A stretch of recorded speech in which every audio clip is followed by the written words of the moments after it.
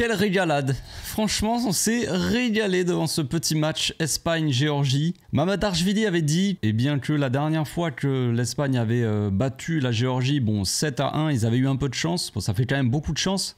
7 fois de la chance comme ça, c'est un peu compliqué. Mais apparemment, la chance n'a rien à voir là-dedans. Débrief facho, c'est parti.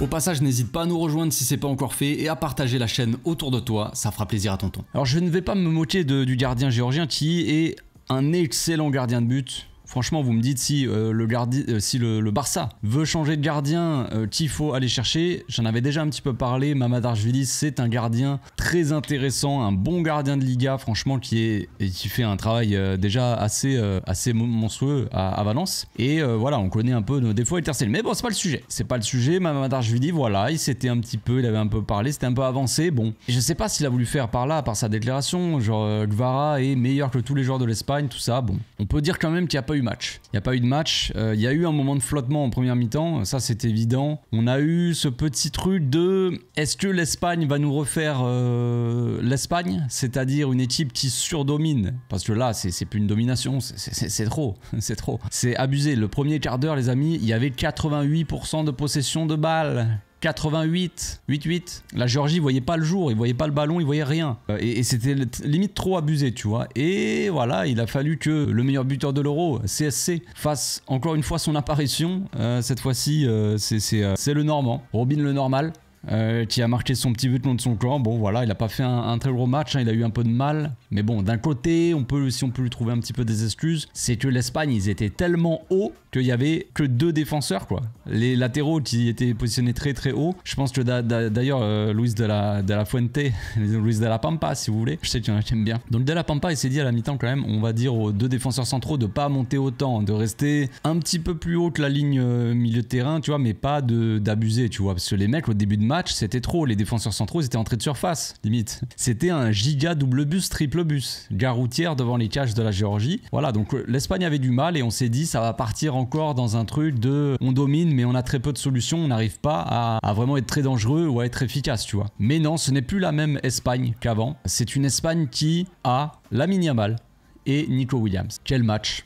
Quel match incroyable. Alors, on pourrait en citer plein, évidemment. Il y a Rodri qui trouve un petit peu aussi le petit espace, la petite frappe et qui fait toute la différence et qui remobilise toute l'équipe et qui remet son équipe dans le droit chemin, la tête à l'endroit, tout ce que vous voulez. Parce que, évidemment, on le voyait, Rodri, il faisait des grands signes. Calma, les amis, calmez-vous. Calmez-vous, les gars, sur le terrain. Il disait à tout le monde de se calmer, de pas se précipiter. Donc, c'est le patron de ce milieu de terrain, Rodri, on le sait, il est important pour... c'est le cerveau de l'équipe, donc... Il est important dans les matchs comme ça, c'est à lui de tenir un peu la baraque et c'est ce qu'il a fait. Même si, voilà, dans ce début de match, c'était un petit peu compliqué. Mais Lamine Yamal et Nico Williams, vraiment 2 joueurs, on a rarement vu ça en Espagne, d'avoir des ailiers qui font autant de différence. Pendant longtemps, on a vu l'Espagne avec une 50aine de milieux de terrain sur le terrain, que des milieux. Que ça soit en attaque, on avait Iniesta sur l'aile gauche par moment, David Silva sur la droite. Par moment, on a eu Fabregas en faux neuf, enfin voilà, on a eu que des milieux de terrain en attaque des fois. On n'a pas vu souvent des ailiers vraiment aussi percutants qui font autant de différence balle au pied en 1 contre 1, tout ça. Le match de Nico, c'est une masterclass, une passe décisive et un but. Et quel but! Quel but! Je crois que c'est le dernier but, le 4e. Il me semble, je sais plus à force, je me mélange un petit peu, mais le dernier but, et il part à la limite, voilà, la belle passe de Fabian Ruiz et Nico qui fait la différence en 1 contre 1, qui dribble, le coup de rein qui va bien, et puis après la frappe, il arrache les cages, quoi. Il arrache les cages, et franchement, on va continuer sur cette propagande-là, mais il y en a qui se posent des questions, et il y en a même qui disent, ou qui voient, quand ils voient, par exemple, des montages de Lamine Yamal avec Nico Williams, avec le maillot du Barça, genre la saison prochaine, et qui s'imaginent potentiellement Nico Williams, ça leur fait pas plaisir. Qu'est-ce qui va pas chez vous? Qu'est-ce qui va pas chez vous? Alors je dis pas que Nico Williams c'est le meilleur joueur du monde actuellement, le meilleur ailier, c'est pas ce que je dis, mais franchement imaginez une attaque avec Lamine Yamal à droite, Nico Williams à gauche, les gars, à qui ça donne pas envie? À qui? Montrez-vous, montrez-vous. Donc Lamine Yamal a fait un grand match aussi, mais il a manqué le petit but. Il a fait sa petite passe D, il a donné un caviar à Fabian Ruiz. On va en parler de Fabian Ruiz parce qu'il m'a un peu frustré sur ce match. J'ai revu le Fabian Ruiz du PSG, mais Lamine Yamal qui a donné un caviar, tout ça, et il a tellement créé d'occasions. Lamine, tellement créé d'occasions, c'est fou. Mais ça manque un petit peu encore de... Peut-être qu'il manquait de fraîcheur, peut-être qu'à la fin du match aussi, les jambes elles commençaient à être lourdes. C'était un peu plus compliqué, je ne sais pas. On va pas trop lui en vouloir, mais c'est sûr que ça manque d'un petit but pour Lamine. Franchement, s'il met un but au moins Lamine, on dit c'est une masterclass. C'est une masterclass parce que franchement, avec les occasions qu'il génère, tout le temps à faire les passes intelligentes, à faire les bons appels, à faire le travail défensif aussi. Souvent, tu le vois de faire des grands retours défensifs, venir essayer de gratter des ballons devant sa surface et puis repartir. Toujours le dribble qui va bien. Il fait pas des trucs trop débiles, même si j'ai retenu un truc un peu qu'il a fait, mais ça c'est la jeunesse. C'est qu'à un moment, il est milieu de terrain, il y a un gars qui le presse, il veut lui faire un sombrero, il se loupe, contre-attaque, tu vois. Ça, c'est le genre de truc où quand t'es jeune, voilà, tu fais ça, mais quand t'as l'expérience, tu tentes peut-être pas ce genre de choses, quoi. Mais bon, bref, mis à part ça, c'est toujours le geste juste, quoi, avec Lamine. Et ça, c'est fort, on l'a déjà dit, mais Lamine Yamal, les gars, il a 16 ans, quoi. C'est incroyable de voir jouer comme ça. C'est un des meilleurs ailiers, un des meilleurs attaquants de l'Euro. Pas forcément en stats, on va en parler aussi des stats, et l'importance des stats dans le football. Notre perception du football par rapport aux stats. Enfin, on va pas faire une conférence là-dessus non plus dans cette vidéo, mais on va en parler un petit peu. Mais voilà, mis à part ses stats et tout ça, à Lamine, franchement, ce qu'il génère comme occasion et comme danger et la lucidité qu'il a, lucidité technique, tout ça dans le jeu, l'intelligence de jeu, c'est fou, on se répète, mais franchement, je sais plus quoi dire, c'est fou, complètement crazy. Donc voilà, un gros match des deux sur les côtés, et ça fait toute la différence, ça transforme aussi le visage de cette Espagne, parce que, imaginez, j'ai pas envie de tomber sur lui, c'est pas le moment, il a même pas joué, mais imaginez le requin à droite, calmez-vous les gars, ceux qui n'aiment pas Ferran Torres, c'est pas pour tomber sur Ferran Torres, mais imaginez vous mettez Ferran Torres qui fait quand même beaucoup moins de différence sur l'aile que Lamine Yamal, et imaginez sur l'aile gauche, c'est un Dani Olmo, et encore une fois, Dani Olmo, je veux pas lui tomber dessus, parce qu'il fait une bonne entrée, il marque son but en 10, Dani Olmo est très bon en 10, et je le préfère d'ailleurs en 10 que en ailier. Mais imagine un ailier qui colle la ligne comme Dani Olmo et un autre ailier qui colle la ligne comme Ferran Torres. C'est ce qu'on avait eu par moment, et puis même on avait eu aussi Oyarzabal aussi pendant quelques temps qui jouait ailier, qui collait la ligne. Et voilà, imaginez-vous Ferran Torres, Oyarzabal ou Dani Olmo, des ailiers comme ça qui sont pas vraiment des purs ailiers de percussion. Imaginez des mecs comme ça sur les ailes, ça fait beaucoup moins de différence. Et quant à Nico Williams et quant à Lamine Yamal, c'est très différent. Donc Fabian Ruiz, on va parler un petit peu de Fabian Ruiz.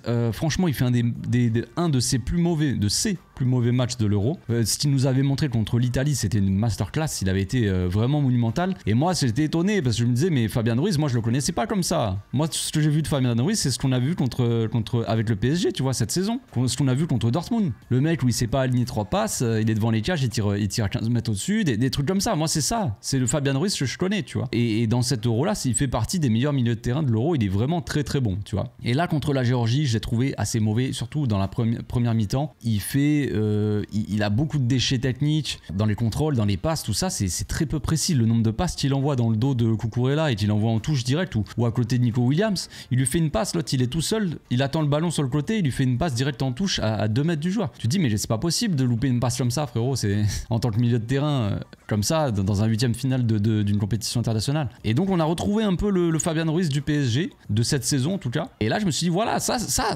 c'est le Fabian que je connais, tu vois. Là, je reconnais mon gars, tu vois. Et au final, c'est ce qui est assez marrant, c'est qu'il finit avec un but et une passe décisive.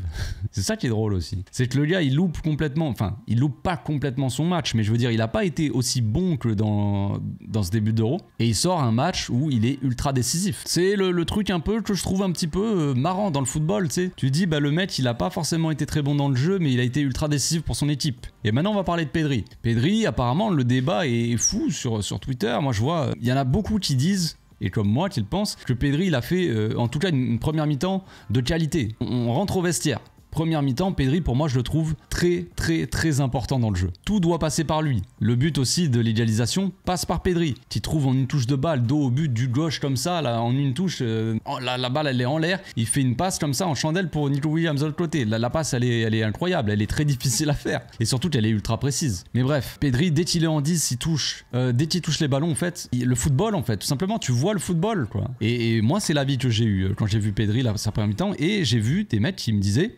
qui répondaient à mes tweets, qui disaient Pedri est nul. Pedri est dégueulasse dans cette première mi-temps. Et vraiment, c'est là que j'ai pas compris. Et donc, c'est la question pour les stats dans le football aussi. Moi, je ne comprends pas ça. On m'a dit, ouais, mais Pedri, il a perdu. Combien de ballons il a perdu? Alors, les gars, qu'on se le dise. Imaginez, vous, en 10, à l'entrée de la surface, là où il y a le plus de joueurs concentrés, de joueurs adverses. Imaginez-vous là. Tu joues dos au but. Tu regardes, t'es dos au but, t'attends le ballon. Tu reçois le ballon, il y a 3 ou 4 joueurs autour de toi qui viennent te mettre un pressing. Vous voyez déjà cette situation. Et imaginez en première mi-temps, le nombre de ballons dégueulasses qu'il a reçu aussi, c'est pas pour trouver une excuse à Pedri. Revoyez le match, à un moment, Rodri, il envoyait des passes, il envoie un parpaing sur Pedri, à mi-hauteur en plus, truc assez compliqué à contrôler. Donc en fait, ça c'est un exemple, mais est-ce qu'on peut considérer que Pedri fait un mauvais match parce qu'il perd beaucoup de ballons, sachant qu'il perd des ballons avec des passes qu'on lui envoie? Imaginez-vous Ronald vous faire une passe, Ronald Araujo, oui. Imaginez-vous Ronald vous faire un parpaing, vous envoyez un ballon, on dirait qu'il vous tire dessus.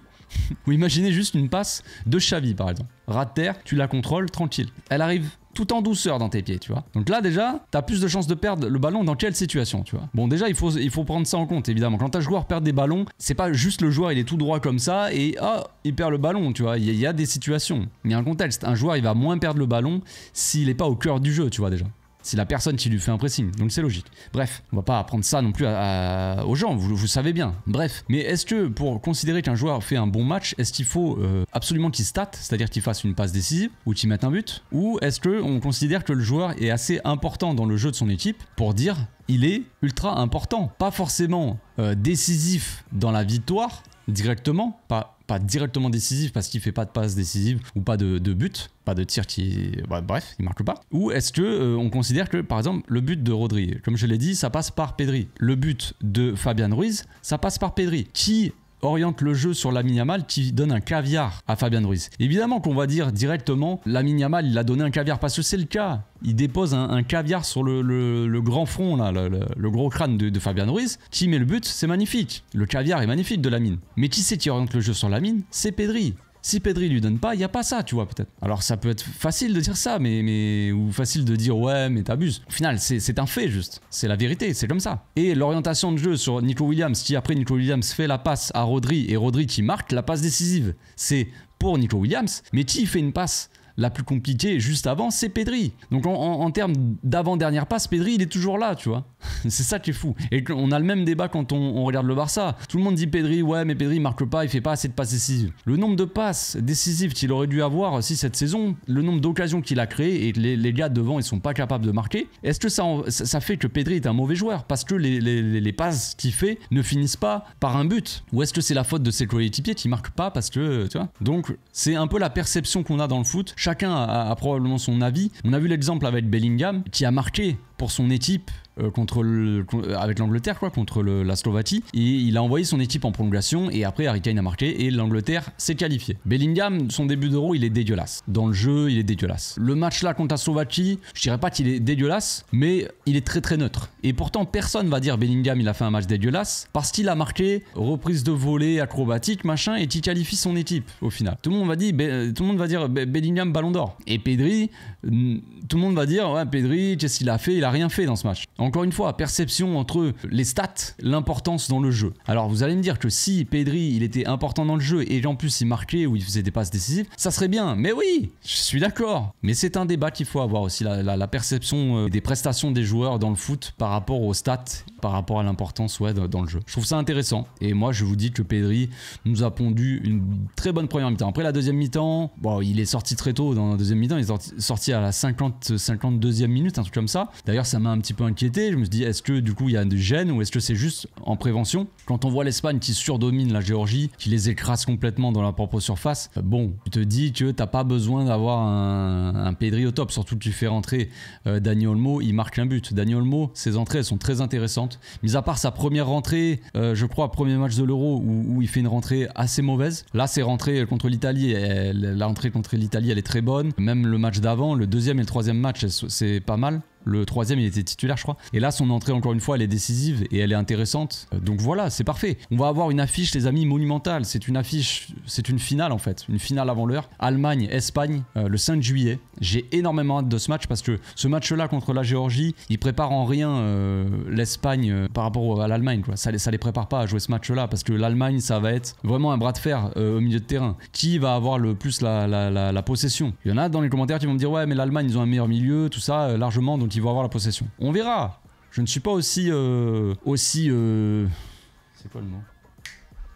Je ne suis pas aussi catégorique que ça, dire que l'Allemagne, c'est sûr qu'ils vont avoir la possession. Ça va être très serré, je pense. Ça va être très très serré. Et puis j'ai surtout très hâte de voir ce match, tout simplement. On va voir. C'est dommage presque que ce match-là arrive aussitôt. On aurait aimé le voir peut-être en demi, peut-être en finale aussi, mais avec cette moitié de tableau-là, de ce côté-là de tableau, avec la France, la Belgique, le Portugal, l'Espagne, l'Allemagne, tout ça, bah ça donne ça, quoi. Ça donne ça, donc forcément, c'est comme ça. C'est comme ça, j'ai très hâte de voir ce match-là, les amis, en tout cas. On se retrouve demain pour le débrief Belgique-France. Grosse revanche. Qu'est-ce qui va se passer? Je vous avais prévenu, les amis. Je vous avais prévenu sur les journalistes français qui allaient l'ouvrir. Ça n'a pas manqué. C'est comme ça. On se refait pas. Bref, bonne soirée à tous, les amis. On se retrouve demain. Ciao.